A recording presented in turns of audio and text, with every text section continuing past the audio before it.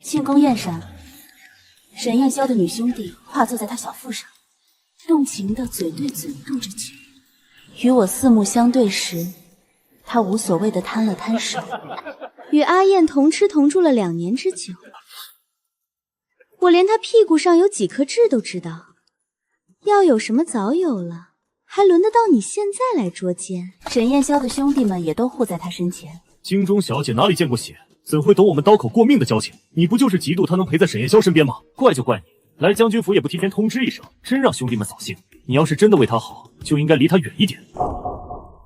本是你不对，给兄弟们赔个不是，否则我们的过去便不作数了。看着能让我没了命的烈酒，我含笑捧出了沈燕霄教我保管的钥匙与账簿，那便不作数了。转身，我入宫向圣上求了赐婚，他们皆以为我不过是得不到沈燕霄的心，要将人强占了去。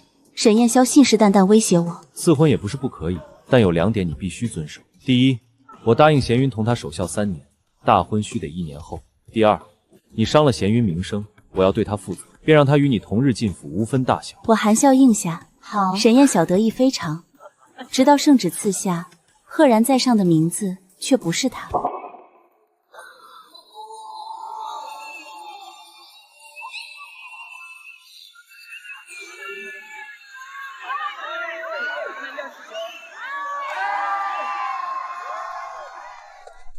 小姐，小姐，小姐！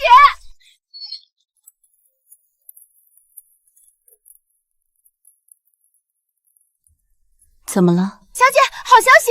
沈将军今日班师回朝了，大军已经进了城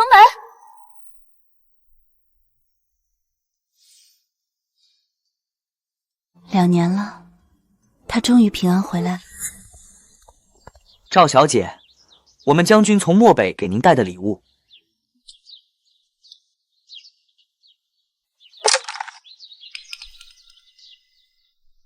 这是何意？将军让小的转告赵小姐，做人当如9天自由的凤，而不是笼中短浅的雀。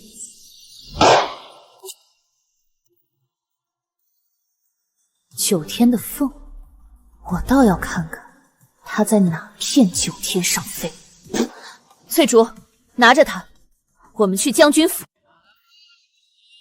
什么人？将军府今日设宴，闲杂人等不得入内。放肆！这是你们未来的将军夫人，瞎了你们的狗眼！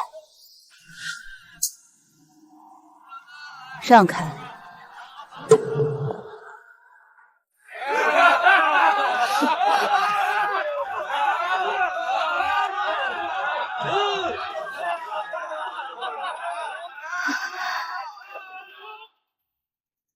没意思，没意思。虽然阿燕包住了我整张嘴，酒水一滴没漏，可我还是不认输。她赢在唇厚喉咙粗，胜之不武。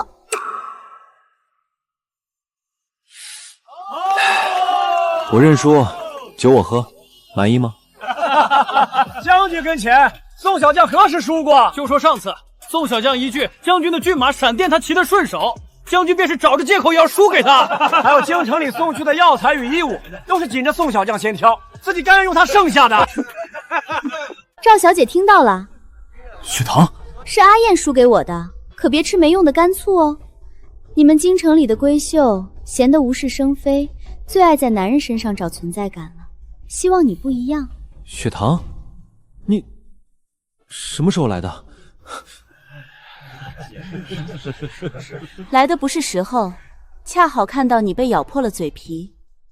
雪堂，你听我解释。来了来了，京中小姐拈酸吃醋没事找事那一套又来了。我就说吧，我这样的性格就不适合跟你回京。阿燕非要死皮赖脸求我来，这下好了，冤死我算了。我和阿燕同吃同住了2年，连她屁股上3颗梅花痣在哪个位置都一清二楚。我们要有什么早就有了，轮得到你今天拿个赌约来捉奸？闲得没事就躲回后院里多绣几红盖头，以后保准用得着。他只是我的好兄弟，贤英在军营里长大的，性子就是这般狂放自如，与京中满肚子弯弯绕软的娇小姐们不一样。雪堂，你母亲也是女将军，你当懂她的，不会误解她的，对吗？啊，你母亲是女将军啊？该说不说，从你身上看不出来一点，更像传统意义上的娇小姐吧。争风吃醋、无理取闹、耍脾气，还娇滴滴的，看起来玩不起的样子。阿燕，你身经百战，识人无数，怎么偏偏看不透这些金钟闺秀？赵小姐看着端庄体面，却连一点场面气度都没有，只会争风吃醋，日后如何撑得起将军府主母的身份？看看，到底是娇娇儿，我2句玩笑话就气得脸发白了。唉，真是比不上军营里的兄弟们自在。正因我母亲也是女将军，所以我从不知道，身为女将便可以不顾礼节，不分分寸，在众人面前如此放肆张扬。当众这般不顾礼仪，实在有失体面，好不知羞。哦，也许女将军和女小将本就不同。我母亲一生端庄得体，受人敬仰钦佩，是名垂青史的巾帼英雄。宋小将的功绩呢？不会只靠攀附亲近，博取偏宠吧？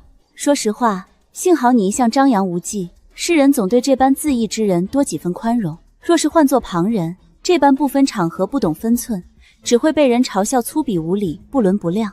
除了攀附讨好，再无半分真本事。我年少时在军营里待过，说话糙了些，只是开个玩笑，你不会生气了吧？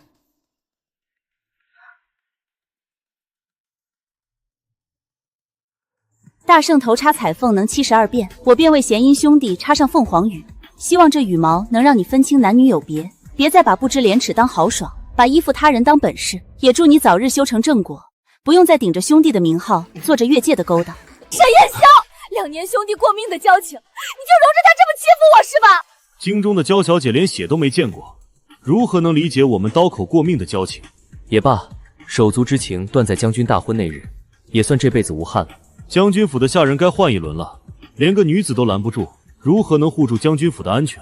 该走的是我今晚连夜回西北，不碍别人的眼。怪就怪某些人来将军府也不提前通知一声，毫无廉耻的把将军府当作自己后院，砸了我们的庆功宴，真让兄弟们扫兴。本是你不对，给兄弟们赔个不是。我幼时身子不好，汤药喝了不少，一辈子碰不得酒，便是花雕蟹吃过一次，都差点要了命。还是沈燕霄守了我1天1夜，赌咒发誓，谁再让我碰酒，就跟谁拼命。看着能让我致命的烈酒，我知道我的身子与我这个人都不在沈燕苏的心里了。没办法，遇到了烂人，像你们打仗一样，碰上什么对手，用上什么强度。军师带兵多年，该懂这个道理吧？赵小姐出自名门望族，饱读诗书，怎可说出如此粗鄙不堪的话？今日贸然闯入，是我的错。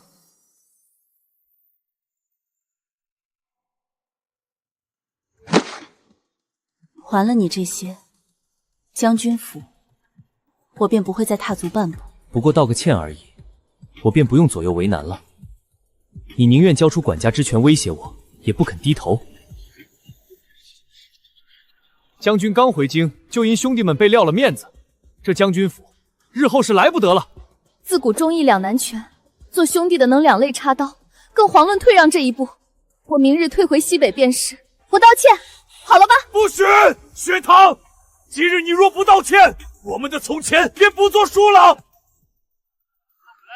5岁时，他义父我舅父同我父亲一起战死沙场，是我们跪在棺椁前互相陪伴着度过的。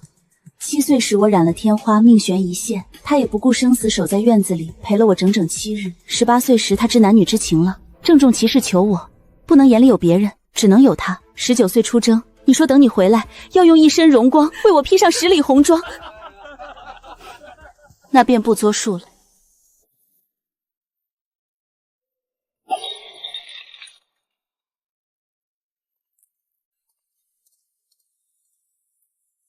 永宁侯之女赵雪堂，深夜求见圣上，有万分紧急要事相奏。是。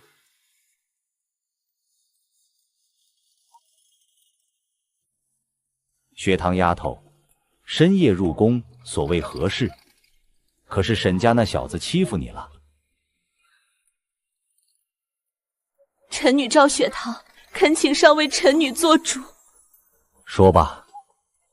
只要朕能做到的，一定为你做主。臣女与沈燕霄将军青梅竹马12载，婚约人尽皆知。然今日沈将军凯旋，待回忆红颜知己，当众与臣女划清界限，言及过往，皆不作诉。竟有此事！沈燕霄好大的胆子！沈将军与臣女情缘已尽，臣女不敢强求，只是赵家女儿不能受此羞辱，沦为京城笑柄。臣女今日前来，并非求圣上降罪沈将军。那你所求为何？臣女恳请圣上为臣女另择良配，下旨赐婚。你想嫁给谁？三皇子谢峰回。这丫头不是在赌气，而是在布局。她舍弃了沈燕霄的军功，却选择了一个看似无用的皇子，有意思。你可想清楚了，婚姻大事并非儿戏，谢峰回他并非良配的首选。臣女心意已决，此生非三皇子不嫁，求圣上成全。也罢，既然你已想好，朕便成全你。传朕旨意，拟旨。是。赐婚永宁侯之女赵氏雪堂与三皇子谢峰回。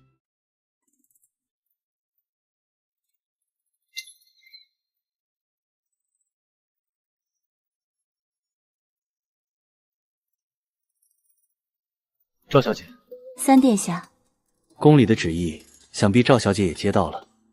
不知小姐邀我前来，有何指教？指教不敢当，我只是想告诉殿下，这场婚事不是心血来潮，也不是赌气报复，而是一场交易。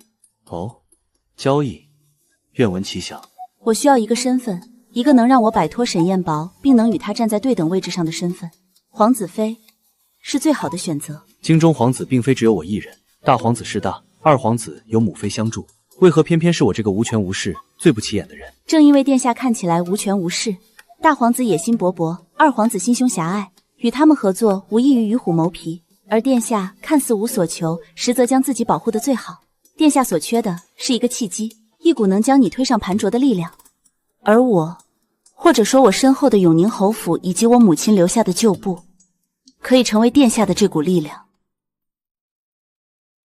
赵小姐想从我这里得到什么？我说了，一个身份，一个庇护，以及在我需要的时候，殿下能站在我这边。我们是盟友，婚书是盟约。赵小姐快人快语，可你如何确定我不是真的与世无争，对那把椅子毫无兴趣？一个真正与世无争的人，不会在听到赐婚旨意后如此平静，更不会独自前来赴我这个陌生人的约。殿下，你我都是聪明人，不必试探。好，这桩交易我应下了。从今往后，我们是盟友，以茶代酒，预祝我们合作愉快。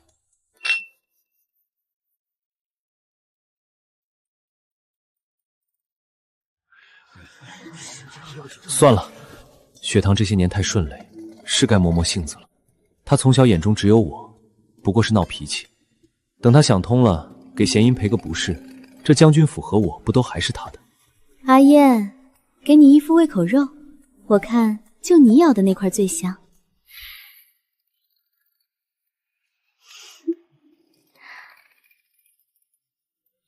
弦音无依无靠，我总要护着他。我把正妻之位留给了雪堂，他怎就想不通？罢了，回头哄哄便是。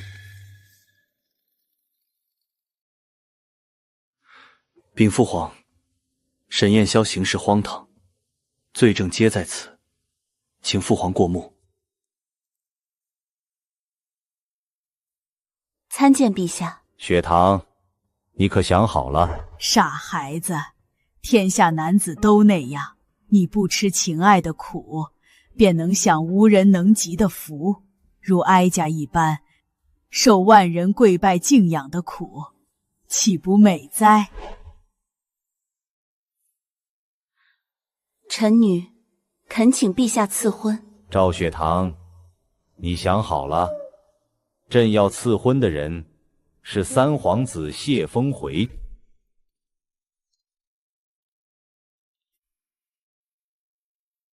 父皇，峰回，你可有话说？儿臣愿为父皇分忧。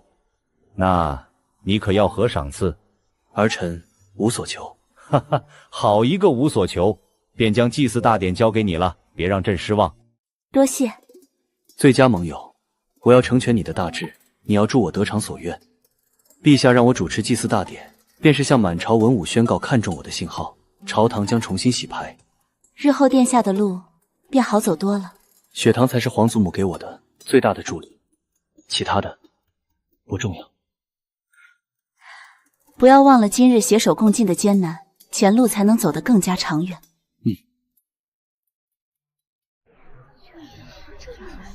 哎呦，早知道赵小姐这么恨家，我们就不该逼人家说出再不入将军府的狠话。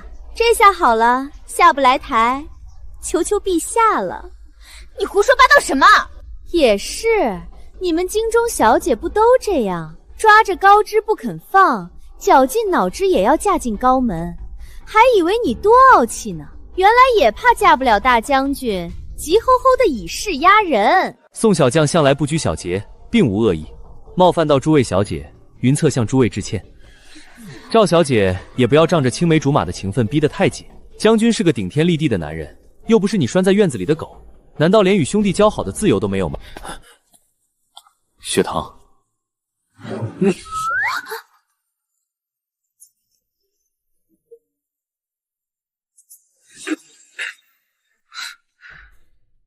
既然你已向陛下求了赐婚，我便不让你难堪了。只一点，弦音叔父战死沙场不过1年多，我已答应与他一起守孝3年。你我大婚只能推到1年后。什么？从前答应给你的聘礼，因弦音未嫁，我总要给他留一份，便也只能给你一半了。还有，弦音再无家人，将军府就是他的家，日后你当多让着他。不可能！不答应，那你就别嫁呗。恨嫁女，连逼婚都做出来了，生怕成了老女人是吧？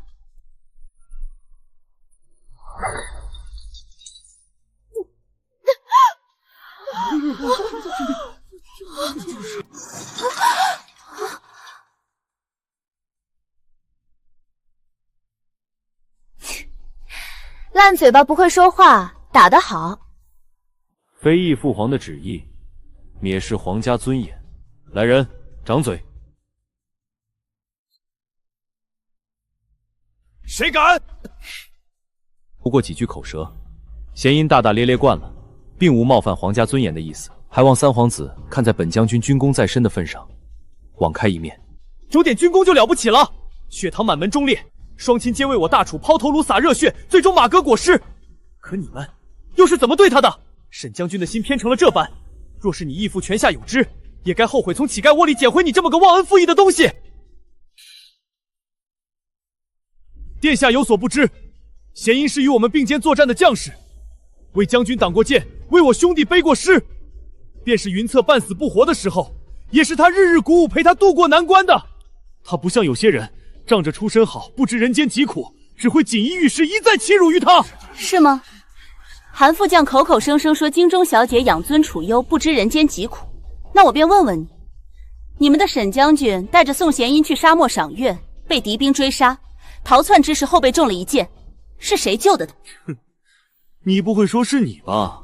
哼，你不会说是你吧？便是你看不上眼的这些京中小姐们，将家族培养多年的护卫送给了你的好兄弟沈燕霄做死士。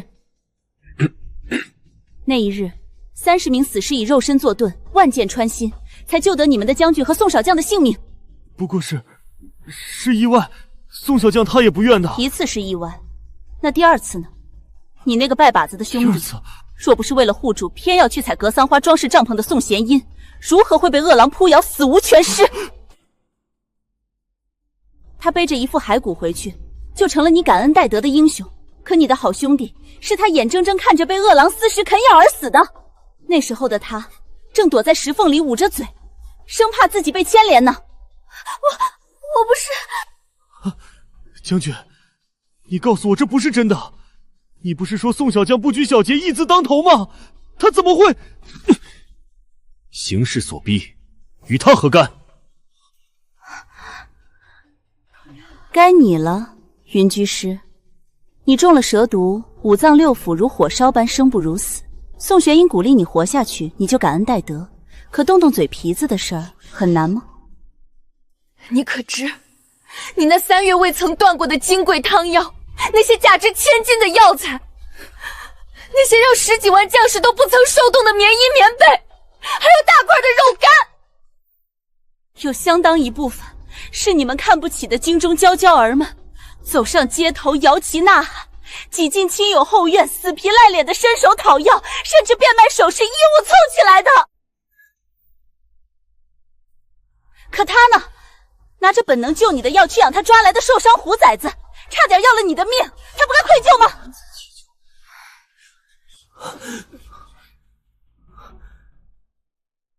是某狭隘无知，被蒙在了鼓里，求赵小姐接受某义理。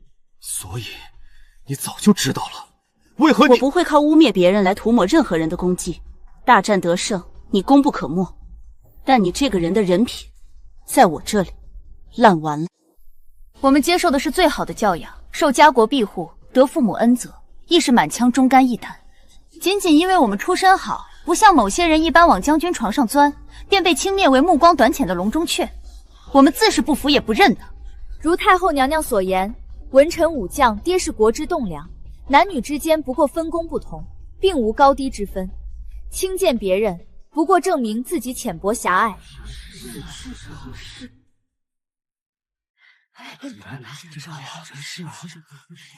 沈燕霄多次求见，都被我拒之门外了。他见不到你，倒是让我时常能进你的院子，与你谈证据，谈用人，再谈这夺嫡之争，倒也不错。沈燕霄若能为殿下所用，便是极大的助力。可同样，若不得殿下所用，便是一把压境之刃。以你所见，是要我去与他交好，那不如让我杀了他一了百了。到底是小孩子脾气，有点情绪都放在了明面上。可你将来是要做大事的，心怀天下的时候，用人还能只看性格之长短，个人之恩怨吗？你还要我去讨好他，那这高位我不要也罢。说好的你会护我呢，怎还要我向别人卑躬屈膝求庇护啊？我没说让你去讨好他，只是让你看清局势。沈燕霄是棋子，不是对手。我不想看到他那张自以为是的脸。让我想想吧，总有办法让他为你所用，又不脏了你的手。不能太久，再过3日便要宫宴论功行赏了。不过他到今日都还以为你是在与他斗气呢。3日后，他若知道我要成婚了，新郎不是他，你猜会是如何情形？我不猜，我可以看。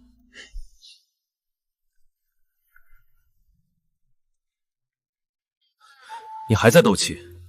今日陛下便要赐婚了，你躲又能躲到几时？你也18了，何须与一个15岁的孩子一般计较？他13岁出征，刀口舔血；我12岁长家尔虞我诈，他都忘了。上次茶楼前，你当众伤了贤英名声，让他被军中将士们排挤。这军营是回不去了。三皇子又当众砸了他的脸，京中小姐妹都视他为笑话，排挤得厉害。雪堂，你自小便善良，能不能为了我，让贤英与你同日入府？他那个性子不能被均着，便让他与你不分大小。当然，管家权在你手上，将军府也如从前一般由你打理。他肆意惯了，你不管他便是。一个无关紧要的平妻，你就当成全我，成全我们这么多年的情分，好不好？雪堂，我说这么多，你听见了吗？可答应？都随你。你答应了？与我无关的以后，你想如何，都随便。我的点心呢？还以为你不要了。你辛苦讨来的，我当然要。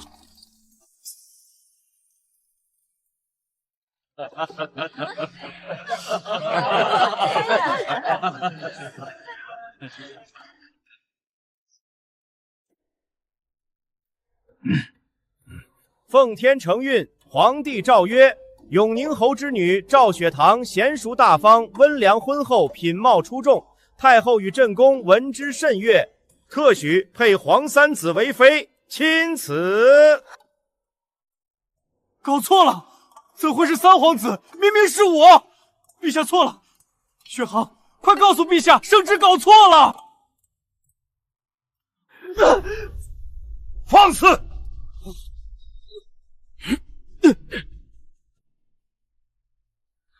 末将愿以军功相求娶，求陛下成全我与雪堂的两情相许。雪堂，你可愿意嫁给沈将军？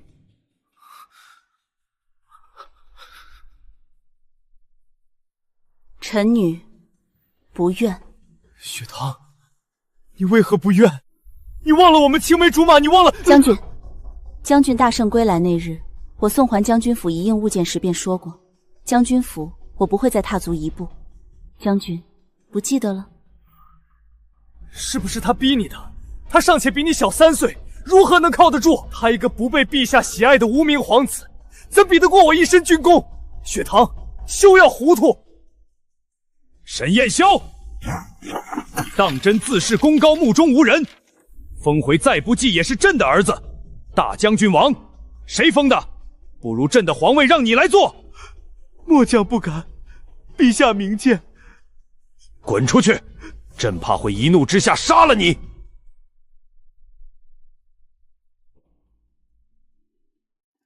封回，你不负朕望，将祭祀大典办得尤其漂亮。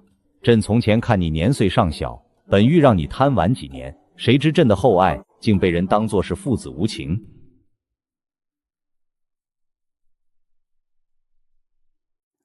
封回，你不负朕望，将祭祀大典办得尤其漂亮。朕从前看你年岁尚小，本欲让你贪玩几年，谁知朕的厚爱竟被人当作是父子无情。儿臣不敢，父皇的爱护，儿臣铭记于心。那便也别歇着了，明日起去户部，跟着户部尚书李大人清点国库与税收。儿臣遵旨。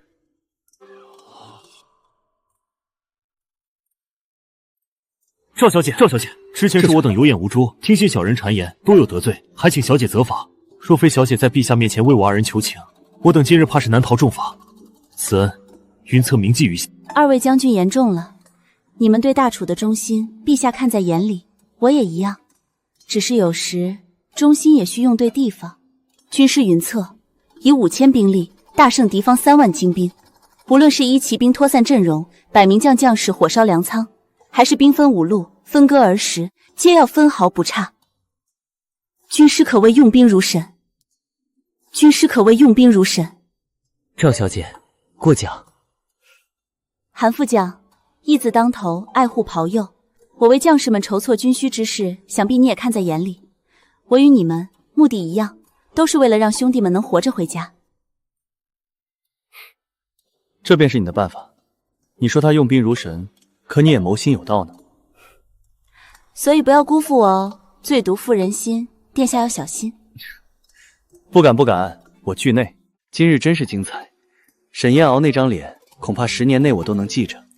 今夜之后，你我的路才算真正开始。户部是个好地方，也是个烂摊子，有的你忙了。有你陪着，多烂的摊子我都能收拾。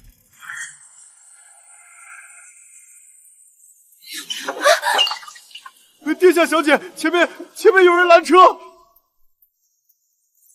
什么人如此大胆？背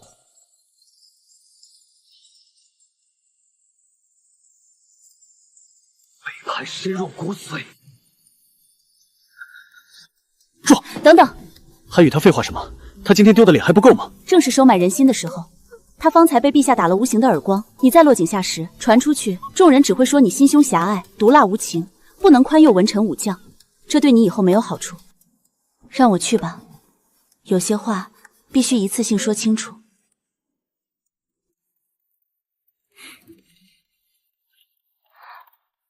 别淋雨，着凉我会担心的。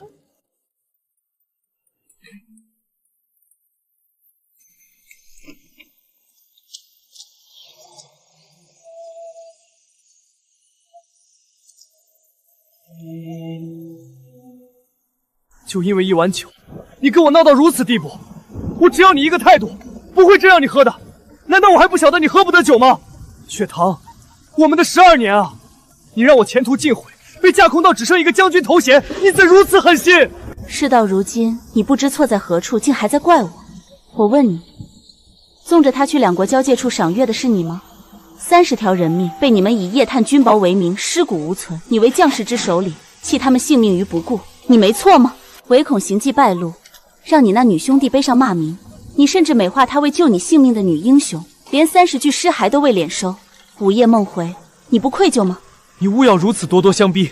若那人换作是你，我只怕会做得更不留余线。我永远不会拿别人的性命去全自己的情爱梦。最后1年半的书信都是宋贤英替你写的吧？你甚至懒得看一遍，竟不知道他早已将你们的亲密关系告诉了我。你背他10几公里，抱着高热的他几天几夜，你为他一再放低底线。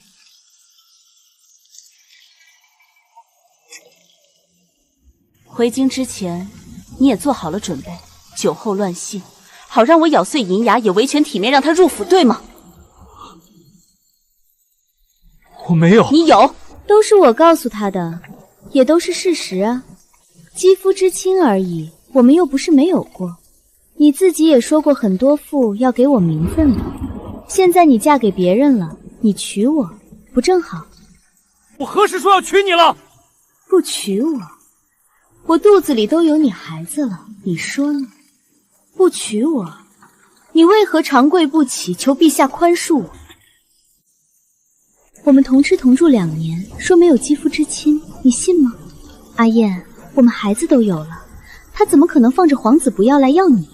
自始至终最爱你、最离不开你的只有我。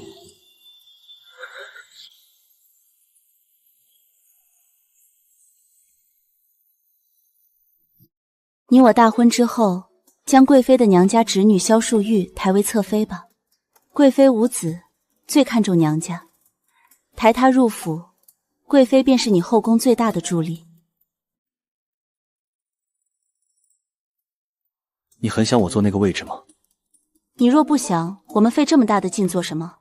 过家家吗？都依你。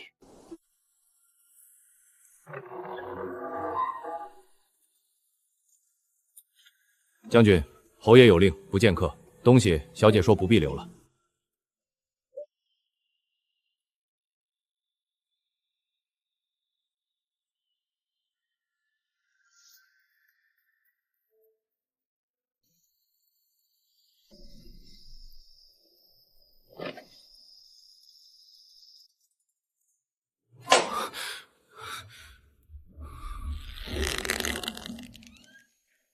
擅闯侯府者，格杀勿论。薛堂，你我情分，你竟挽弓对我！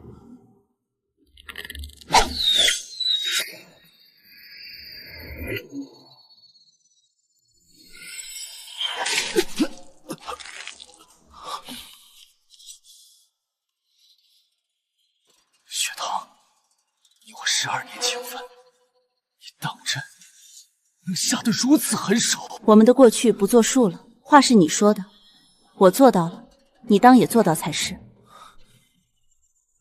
我大婚在即，你擅闯我闺房，实非君子所为。这一件是让你清醒，放下你的骄傲，学会尊重女性。若有下次，剑锋所指，便是你的咽喉。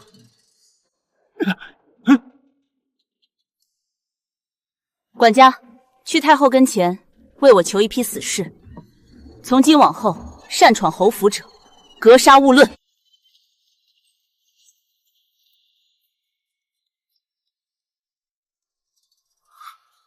他是真的不要我了。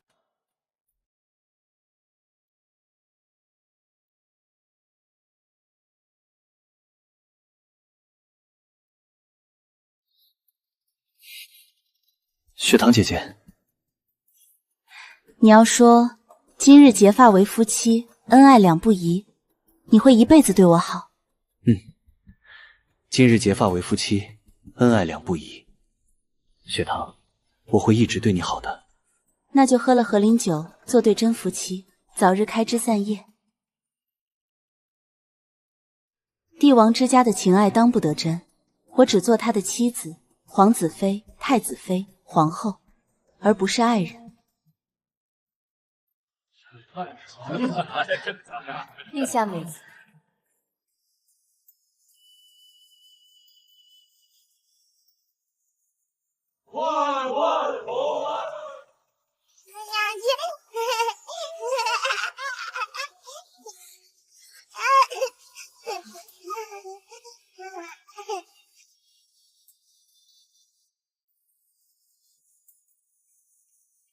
你是想当皇后，还只是想我们的孩儿当皇帝？都想。我选他时，他便答应要给我的东西，我不怕他会后悔。人是我拉拢的，事是我周旋的。他若有一心，大不了辛苦点，抱着孩子亲自坐上朝堂。你喜欢，我就都赠给你。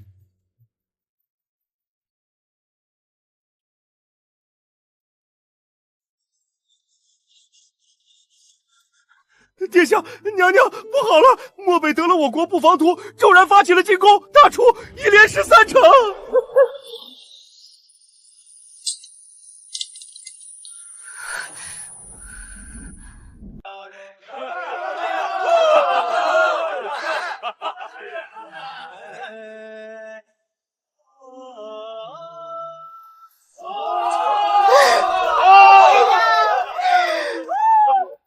可汗，我宋贤英献上的布防图价值连城，如今沈燕霄那个蠢货已经落入圈套，大楚边境指日可破。您当初答应我的事，是不是也该兑现了？宋姑娘乃我漠北的大功臣，急什么？来，坐下，先喝了这杯庆功酒。我要做您的王妃，还要您亲口许诺，攻下大楚后分我3座城池，给我一支3万人的军队，由我亲自统帅。一个背叛自己国家的无耻女人，也敢在可汗汗面前讨价还价？你以为你是谁？不过是献上一张真假未辨的图，就想当王妃，统领我漠北的勇士，简直是痴人说梦。我们漠北的女人，哪个不是在马背上拼杀出来的？你这种只会卖弄心机的中原女人，给我们提鞋都不配。可汗，这就是您对待盟友的态度吗？诸位将军稍安勿躁，你的功劳本汗记在心里，只是这王妃之位事关重大，须得等我军踏平大楚，用沈燕霄的人头来为你做聘礼，方能彰显我漠北的诚意，不是吗？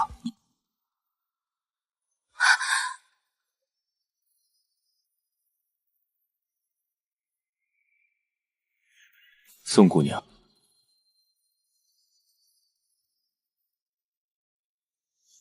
宋姑娘，将军有何指教？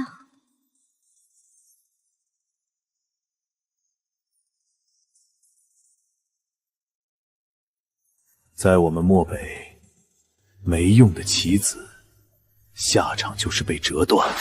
希望你的地图真的能带我们踏平大楚。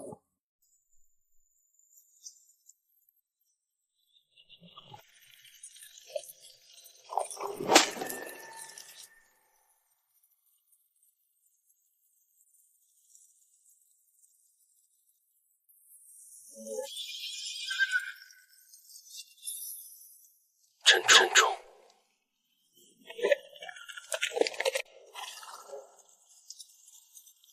这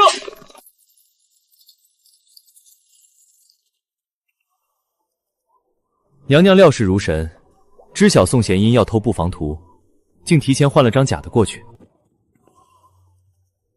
娘娘料事如神，知晓宋贤英要偷布防图，竟提前换了张假的过去。他那种人，不用点诱饵，怎会轻易上钩？诱敌深入，一网打尽，此计一成，大楚将得100年之安宁。娘娘乃大楚的救世英雄，乱世之中，为国为民的皆是英雄，为着情爱置万民于水火，他才是当真糊涂。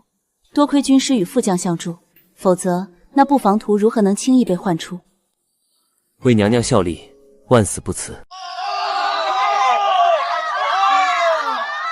听说了吗？太子妃娘娘用一张假布防图，就把漠北10万大军给骗进了天狼谷。那可不，简直是当年的魏国夫人在世啊！咱们大楚有救了！太子妃千岁，大楚万年！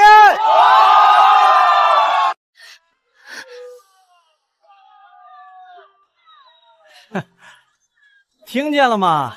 全城都在为你那好姐妹欢呼呢。人家现在可是大英雄，而你呢，叛国贼，阶下囚。你说什么？赵雪堂，他做了什么？他设下的计谋，让沈将军在天狼谷全歼了漠北主力。你献上去那张布防图，从头到尾就是个陷阱。太子妃千岁！太子妃千岁！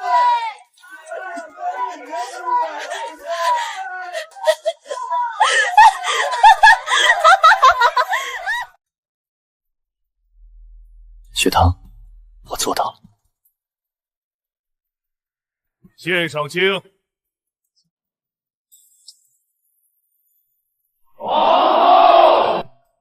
陛下，该喝药了。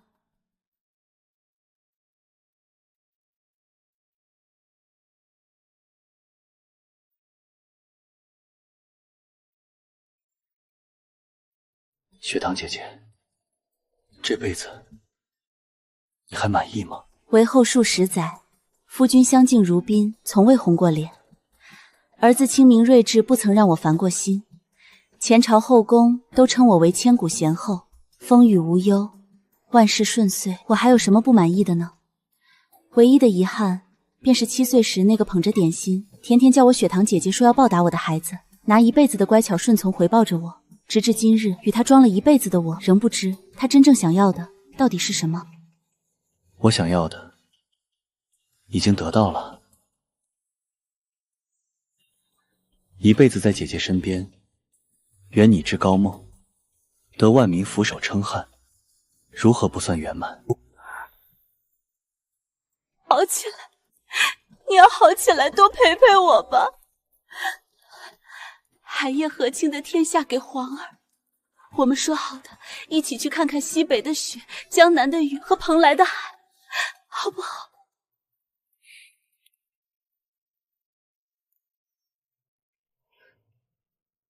好，我都依你。